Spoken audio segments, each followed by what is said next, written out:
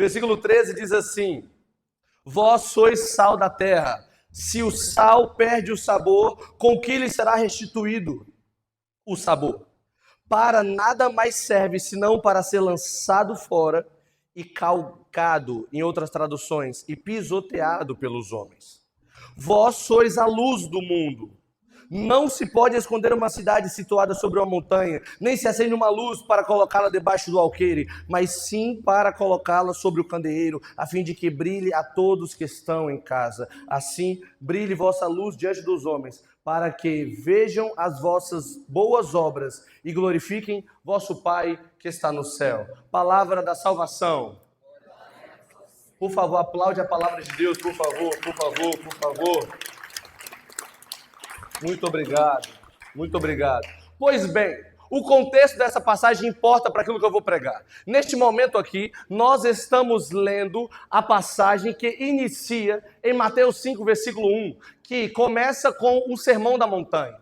Jesus, quando ele faz o Sermão da Montanha, ali foi uma das primeiras aparições públicas. Daquilo que os exegetas acreditam, o Sermão da Montanha foi a primeira pregação pública de Jesus. E então, Jesus ele começa a sua primeira pregação rasgando o verbo daquilo que era o normal daquele período. Naquele período reinava um código egípcio chamado Código de Hammurabi. O Código de Hammurabi dizia olho por olho e dente por dente.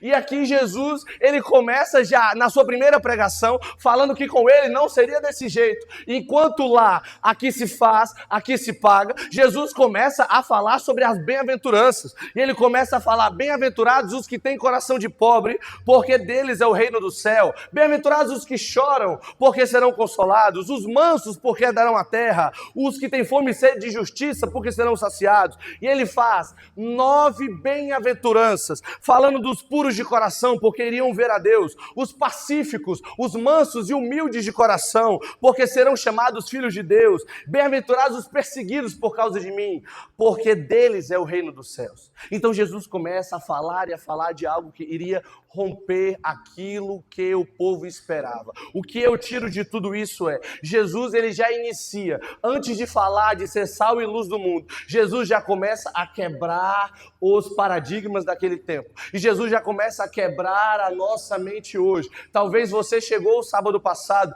com uma expectativa diferente para a sua vida, mas eu escutei de muitas pessoas falando que a minha vida mudou nesses 2 dias. Por quê? Porque nós cremos que a geração que Jesus levanta não é a mesma geração que o mundo quer que você seja. É uma geração diferenciada. Nós estamos apelidando essa geração nessa noite de uma geração sal da terra, luz do mundo. Nós somos essa geração.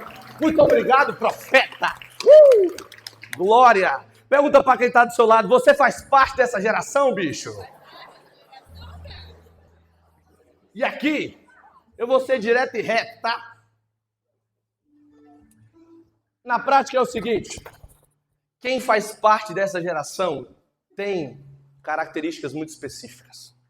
E que se você tiver, em nome de Jesus, eu espero que você saiba que você faz parte dessa nata diferenciada que vai botar fogo nessa arquidiocese, que você faz parte dessa galera diferenciada, desses 1% de cristão doido, de católico maluco, que vai levar muita gente para o céu com você. E se você tiver essas características, em nome de Jesus, eu quero que você saia daqui sabendo, você faz parte de uma geração sal da terra, uma geração luz do mundo. Amém? Amém. Fala para quem está do seu lado, presta atenção no baiano. A primeira característica de uma geração, sal da terra, luz do mundo. Repete comigo. Tem sabor. Eu não vi você mexer na boca. Eu não vi. Tá até uma galera também que eu não vi mexer na boca. Tá fazendo cosplay de Hello Kitty aqui. Crê em Deus Pai. Repete, meu lindo. Tem sabor. O que é uma geração que tem sabor? O que é interessante aqui é, Jesus começa a falar do sal. E quando ele começa a falar do sal, ele fala bem assim, que quando o sal perde o seu sabor, ele não serve para mais nada. Mas não sei se você já estudou sobre este tipo de mineral. E o que é interessante do sal é o seguinte, ele nasceu como algo que tem características de um mineral que não tem data de validade. O interessante do sal é o seguinte, o sal é um mineral composto, você sabe muito bem, você aprendeu na aula de química, é o NaCl, é o cloreto de sódio. E o cloreto de sódio puro, ele não tem como se decompor. O interessante é, na prática é o seguinte, o sal, na natureza, ele é tão perfeito, mas tão perfeito, que ele nasceu sem data de validade. A data de validade que você tem naquele sal que você compra no supermercado é por conta do aditivo que põe no sal, ou muitas vezes por conta da sacolinha que está no sal. Não é por conta do sal, porque na natureza o sal nasceu para não ter data de validade. Ele nasceu para ser para sempre. Ele nasceu para nada conseguir decompor esse bicho. Quem me entendeu até aqui, fala amém. Repete comigo, até aqui está claro. Então, meu povo, o que acontece aqui? Parece que existe um paradoxo. Como que Jesus chega para nós, olha para um mineral que não tem data de validade e fala bem assim, se o sal perder o seu sabor, não serve para mais nada.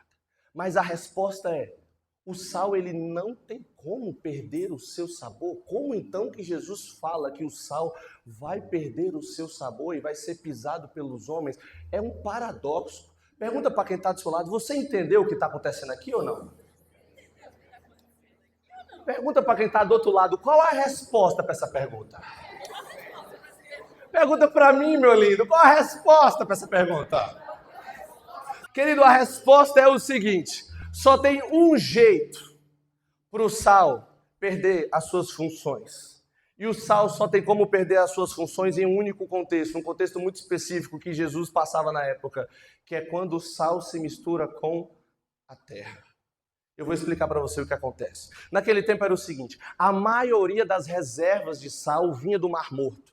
E de lá do Mar Morto, ele era transportado em barris, alguns menos populares em sacos. Mas de maneira especial, para você entender, o sal era transportado do Mar Morto para toda a região da Galileia, para toda a região que Jesus morava em barril. Então, o sal ele era levado para lá em barris. E quando ele chegava na cidade, ele tinha duas finalidades. A primeira você já sabe, o sal ele dá sabor, o sal também ele conserva alimentos. Então, a primeira função é a mais clara, você já aprendeu isso. O sal era uma iguaria. Então a primeira função era essa. Mas a segunda função era a seguinte.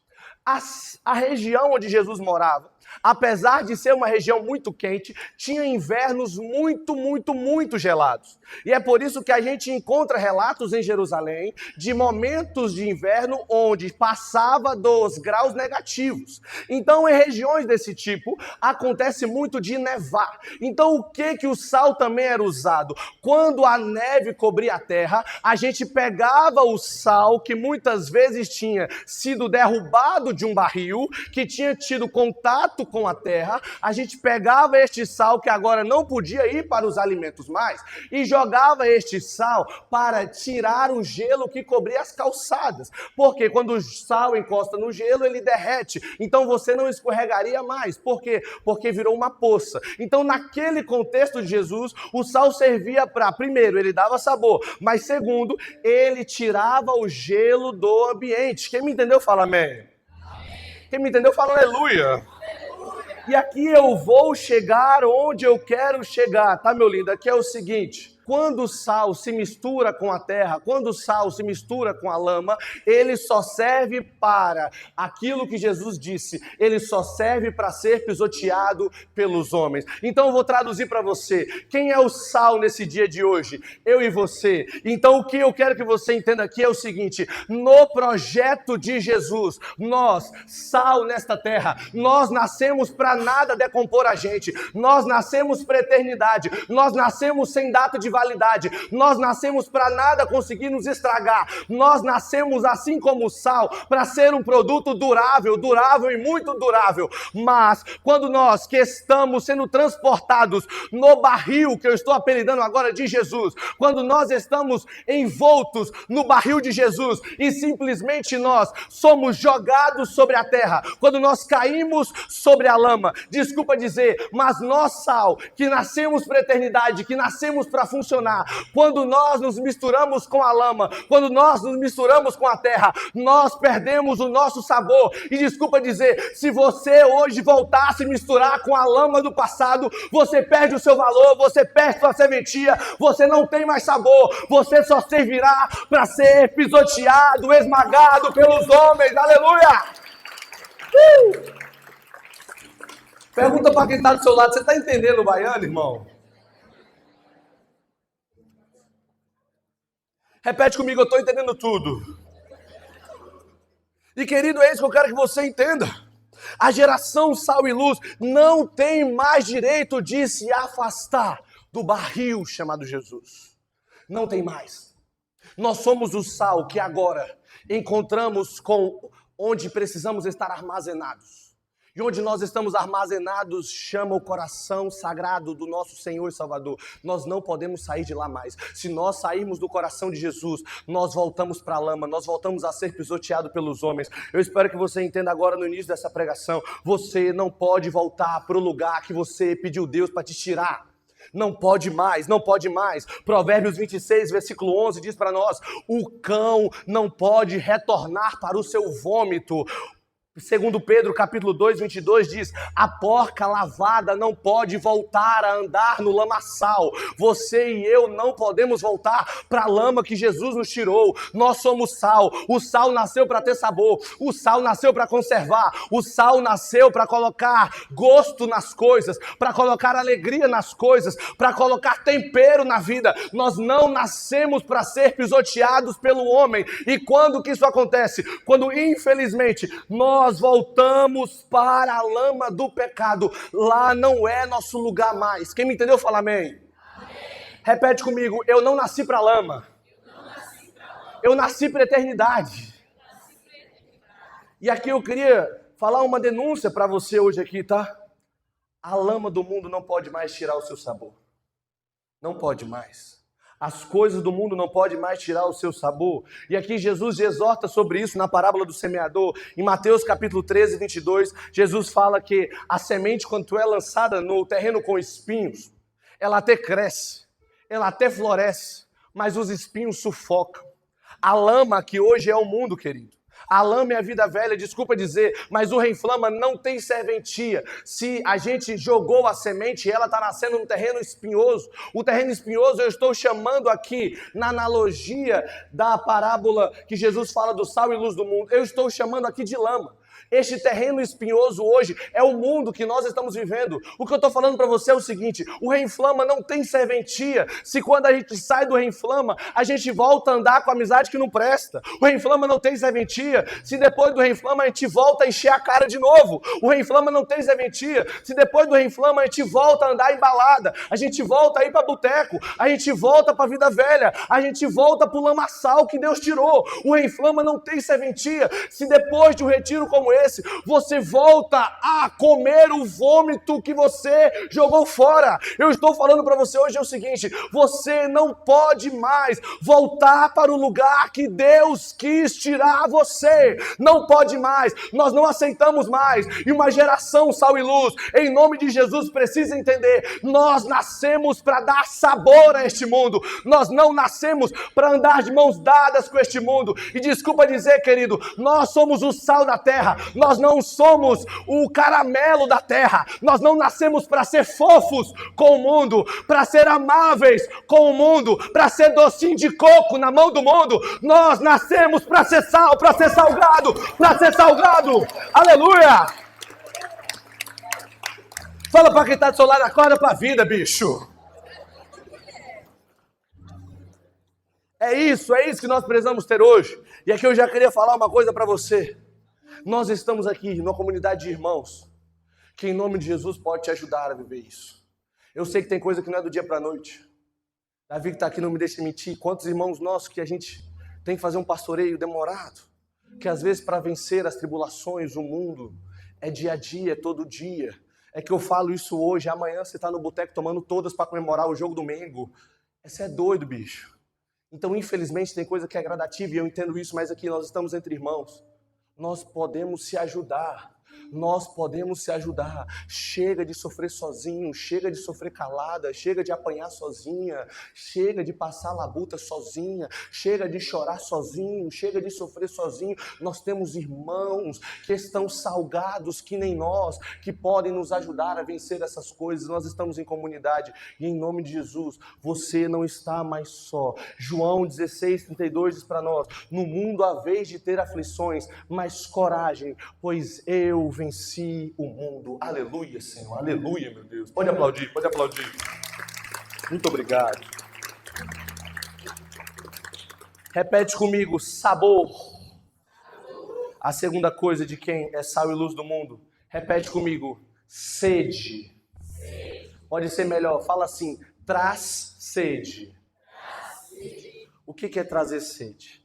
Você já sabe muito bem, e todo mundo já falou para você que o sal ele serve para dar sabor às coisas, para temperar, para conservar. Você sabe muito bem disso. Mas, apesar disso, Jesus ele fala sobre o sal, porque o sal tem uma outra função que eu ouço muito poucas pessoas falando.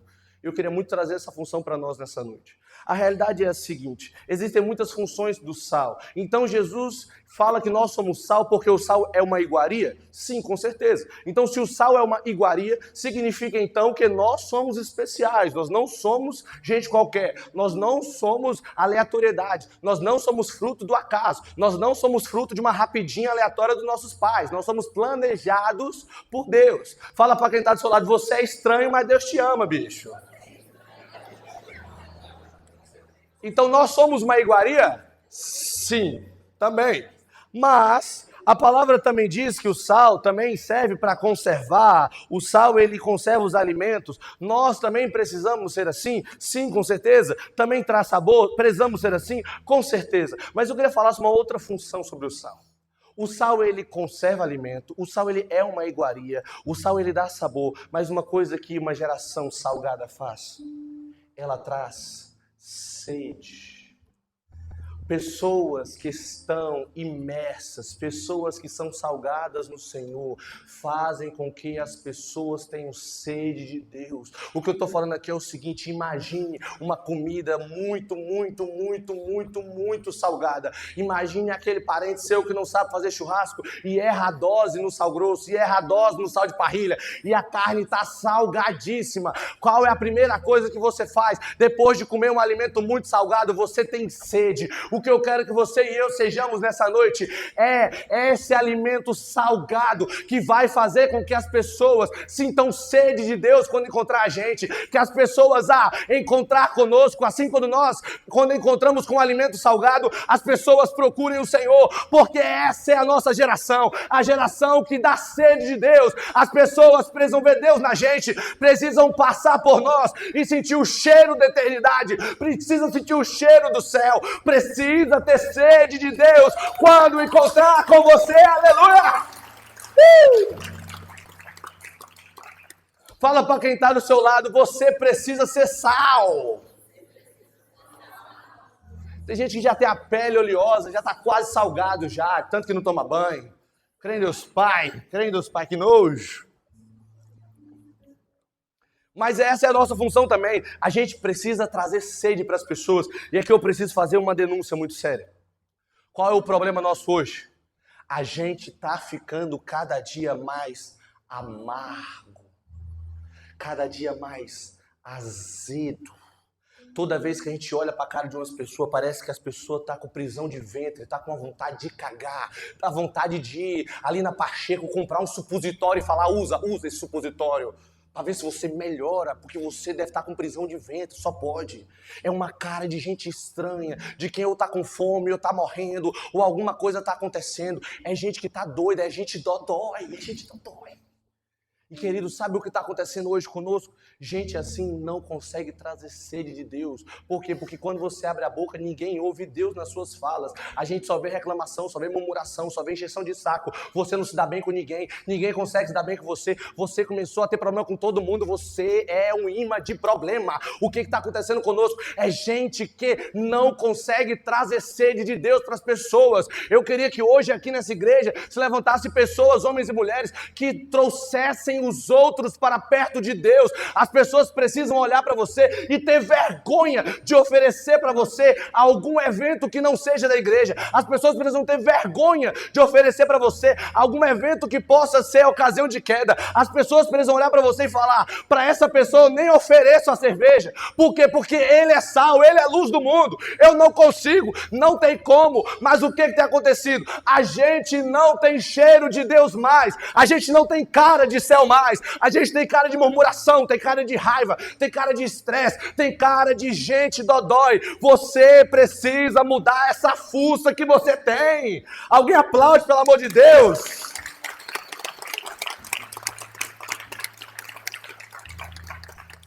Fala para quem está do seu lado: você tem uma cara muito feia, irmão. Muito feia. E nem tudo é culpa da sua mãe, não, do seu pai que te fez feio, não. Às vezes você tá com uma cara feia, às vezes nem é tão feio assim, mas está ficando feio com o passar do tempo. E aqui eu queria fazer uma denúncia. Quantas pessoas que já ouviram muitas vezes: eu vejo Deus em você. Mas posso falar? Quantas pessoas que nunca mais escutou isso? Quantas pessoas que já ouviram isso no passado? Parece que há uns 2, 3 anos atrás, você era o cheiro de Deus nessa terra. Todo mundo falava isso para você o tempo todo, você se acostumava em ouvir. O tempo passou, ninguém mais fala. Será porque Deus mudou de perfume? Ou será porque a gente não tem mais o cheiro de Deus mesmo? Em nome de Jesus, nós precisamos mudar. Nós precisamos voltar. Deus quer devolver para nós nessa noite aqui o brilho no olhar. Deus quer devolver para nós nessa noite aqui a alegria de ser de Deus, a sede de que quem é de Deus tem, a sede de trazer mais pessoas para a obra dele, a sede de quem tem sede dele. Querido, em nome de Jesus, você precisa andar com quem tem sede de Deus. Você precisa andar com quem quer mais de Deus. Você precisa voltar a ser quem você era. Quantas pessoas que antigamente eram mais de Deus, o tempo passou, alguma coisa aconteceu, você não é mais. É Apocalipse capítulo 2, versículo 4, que diz para nós: conheço as tuas obras, você é até bonzinho, eu sei que você se incomoda com as coisas que está errado, mas eu tenho contra ti, Apocalipse 2, 4, que você se afastou do primeiro amor. No início você era diferente, no início você me amava, no início você tinha saudade do sacrário, no início você tinha saudade do terço, no início você tinha sede pela palavra, mas o tempo passou, caiu na rotina, nós nos tornamos distantes do Senhor. Infelizmente, querido, esse distanciamento de Deus é um reflexo de alguém que não tem sede mais, de alguém que não tem como trazer sede para o próximo, se nem ela tem sede mais, se nem ela está sedenta mais. Eu espero que, em nome de Jesus, essa pregação possa incomodar você possa voltar para casa diferente. Eu espero que se levante aqui uma geração sedenta pelo Senhor. Se você faz parte, pode aplaudir. Pode aplaudir. Aleluia. Nós precisamos estar animados com essas coisas. Pergunta para quem está do seu lado: você anima, seu morcego?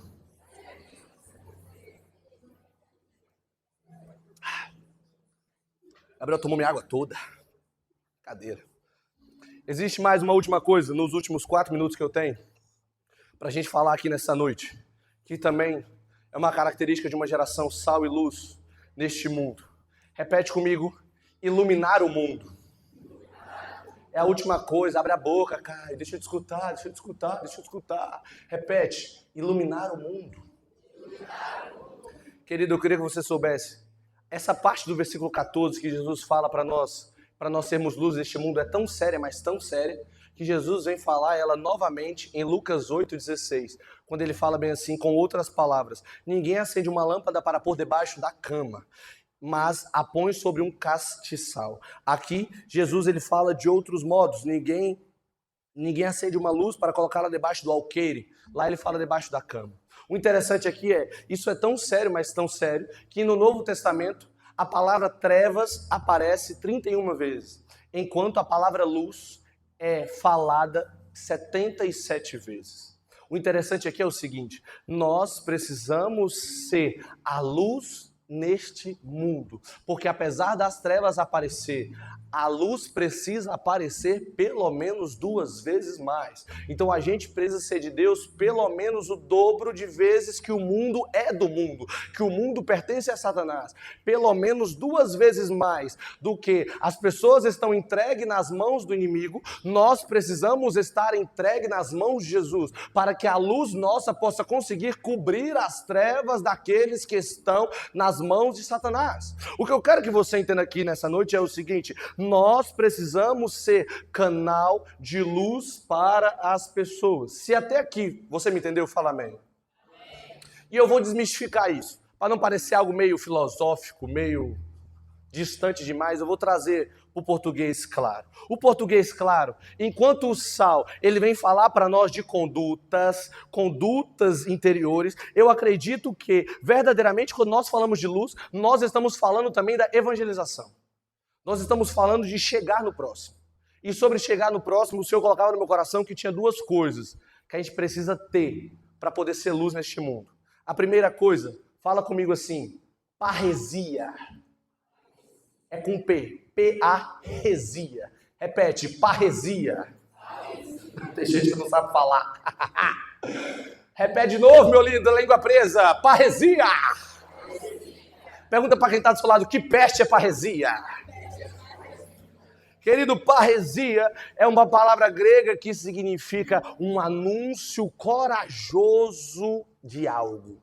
Eu estou trazendo esse algo para o Evangelho. Então a parresia é um anúncio corajoso do Evangelho. Então a parresia, ela é quando você começa a entender que aquilo que você viveu semana passada não pode parar em você. Não pode. A gente precisa chegar nas pessoas da sua casa. A gente precisa chegar no seu pai, a gente precisa chegar na sua mãe, a gente precisa chegar nos seus irmãos, a gente precisa evangelizar essa galera também. Eu espero que você entenda que a cura que começou em você precisa ser algo tão bom, mas tão bom para você, que você precisa se incomodar ao ponto de todas as pessoas da face da terra que ainda não experimentaram o que você experimentou, não tenham vivido isso ainda. Se alguém não estiver vivendo o que você viveu nesse final de semana, você precisa se preocupar, bicho. Você precisa estar incomodado. Você precisa entender que a sua vida precisa também ser entregue para a evangelização dessas pessoas. E aqui eu gosto de uma analogia muito simples de entender. Se o céu é uma mentira, se Jesus é uma mentira, nós não perdemos nada. Eu e você viemos para cá, voltamos para casa melhores, somos filhos melhores, futuros pais melhores, tudo melhor. Mas se o que Jesus fala é verdade, e se o céu nos espera, aqueles que não encontraram com Jesus estão perdendo tudo. Tudo. E você precisa entender.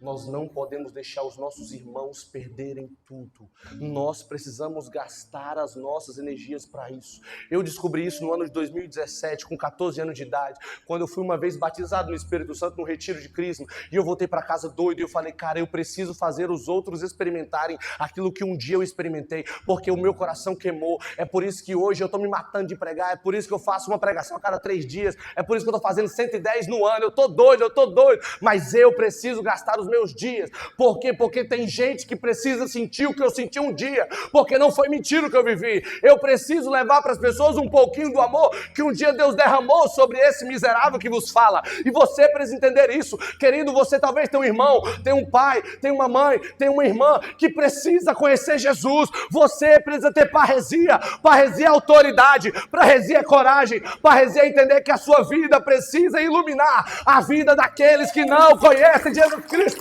Aleluia! Balança quem está do seu lado e fala, isso é parresia, nego velho. Isso é parresia. Uma segunda coisa, que meu tempo já acabou, que nós precisamos ter para iluminar o mundo. Repete comigo, é a última coisa, testemunho. Essa é a mais importante. Tom, se você puder me ajudar, eu agradeço. Repete, testemunho. Testemunho, querido, é uma das partes mais importantes para nós hoje, tá? Tudo isso aqui é ótimo, tudo que eu falei é top.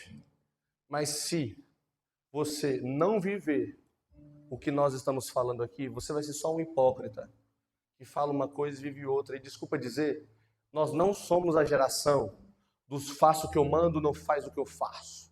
Os nossos pais eram dessa geração. Nós somos a geração de Faz o que eu mando, mas eu estou fazendo também. Então faz o que eu faço, porque eu também faço o que eu estou mandando. Nós não somos a geração que aceita ordens hipócritas. É por isso que tem tanto pai da geração passada tendo problema com os filhos dessa geração, porque a geração mudou um pouco. 10, versículo 14, que diz: as ovelhas conhecem a voz do pastor. Aqueles que querem ser de Deus um dia, eles sabem quem é lobo e quem é pastor. As ovelhas conhecem. As ovelhas sabem aqueles que dão falando a verdade e aqueles que são hipócritas, mentirosos. Então, desculpa dizer, talvez o seu pai, sua mãe, talvez vai ser a ovelha, talvez sua irmã vai ser a ovelha.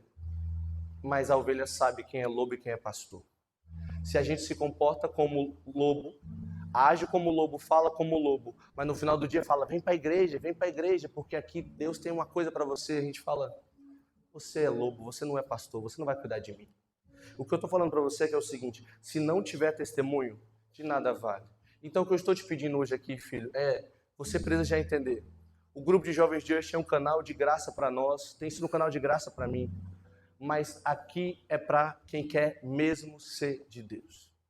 Aqueles que querem ter um casamento fera lá na frente, aqueles que querem um namoro de santidade, aqueles que querem ter uma família construída no seio do Senhor, nos braços do Senhor, aqueles que querem uma casa restaurada, aqueles que querem cura interior. Este lugar é uma casa de quem quer santidade, de quem quer paz, de quem quer refrigério, de quem quer a calmaria de Deus. Aqui é o lugar de quem deseja muito a eternidade. Se você não desejar muito a eternidade, se você não desejar essa cura que só Deus pode dar, a alegria que só Deus pode dar, a paz que só Deus pode dar, se você não desejar essas coisas como nós estamos desejando, desculpa, querido, talvez aqui não seja o lugar para você, porque aqui é o lugar de quem quer muito o Senhor, porque aqui é o lugar de quem deseja muito o Senhor, porque aqui é o lugar de quem quer verdadeiramente viver um Reinflama toda semana, aqui é o lugar de quem quer sair daqui falando assim: foi tão bom para mim que eu preciso levar para os meus amigos isso aqui também. Aqui é o lugar de quem não vai parar a corrente de graça em você, vai chegar para mais pessoas. Aqui é lugar de quem deseja. Se você veio para cá, mas está querendo carregar os seus pecadinhos de estimação debaixo do braço, se você veio para cá, mas está querendo carregar fornicação, carregar masturbação, carregar pornografia, carregar o ódio, carregar a falta de perdão, se você veio para cá com o rabinho entre as pernas cheio de pecado, desculpa dizer, a porta da rua é sementinha da casa. Aqui é lugar de pecador que quer conversão. Aqui é lugar de pecador que quer conversão. E para finalizar isso, eu só queria falar isso para você. Eu preciso defender o peixe do grupo de jovens. Nós não somos santos. Eu sou um pecador miserável. Eu sei, eu não valho nada. Eu sei que eu não valho nada. E é por isso que eu estou aqui. Porque eu sei que se eu não valho nada aqui dentro, lá fora eu sou cocô de cavalo de bandido. Eu sei. Então aqui é lugar de quem está pecando, mas que sabe que está fazendo cagada. Mas que sabe que precisa mudar. Então não estou falando que você tem que ser santo para entrar aqui não, mas estou falando que você tem que saber, você é pecador que nem nós. Então vamos se arrepender, porque juntos nós vamos vencer os pecados, juntos nós vamos vencer a tribulação, juntos nós vamos vencer os problemas, juntos nós vamos vencer os vícios, a fornicação, a masturbação, nós vamos vencer juntos. Eu sei que é difícil, eu sei que é problema, eu sei que machuca, mas sozinho você não vai conseguir não, mas com nós vamos para frente, nós somos irmãos, somos família, e em nome de Jesus, é isso que nós precisamos falar. E eu finalizo essa pregação falando para você hoje, o grupo de Jovens Just está precisando de você, bicho. A gente está querendo você, cara. A gente orou por você por 3 meses, a gente planejou você, a gente sonhou com você, seu nome esteve aberto no meu computador por 3 meses numa lista velha da infra, ficou aberto 3 meses no meu computador, porque a gente sonhou com você, bicho, sonhou. E quando você chegava para nós em cima da hora, eu não quero ir mais. Doía o nosso coração. Eu não sabia se eu me matava ou se eu matava você, eu não sabia. Mas a gente estava orando por você, a gente quer muito você. A gente quer muito você. Para nós você é muito especial. Muito, muito, muito especial. A gente precisa de gente na infra, a gente precisa de gente na comunicação, a gente precisa de gente na acolhida, a gente precisa de gente para interceder por nós, a gente precisa de gente para cantar, a gente precisa de gente, querido, tia Lorena e tio Fábio tá doido para aposentar. A gente quer aposentar eles dois logo, botar ele no INSS aí da igreja. A gente precisa de gente. Esses burros, velho, tá cansado, eu tô cansado, eu quero um pregador novo, eu não aguento mais me escutar. Eu preciso de gente nova, vem pra cima, vem com a gente. A gente quer muito você. A gente quer muito você. E você agora que está reinflamado, aqui é o seu lugar, bicho. Fala para quem está do seu lado. Seja bem-vindo à sua casa. Coloca esse irmão de casa em pé. Fica em pé, fica em pé, fica em pé. Vamos rezar um pouquinho.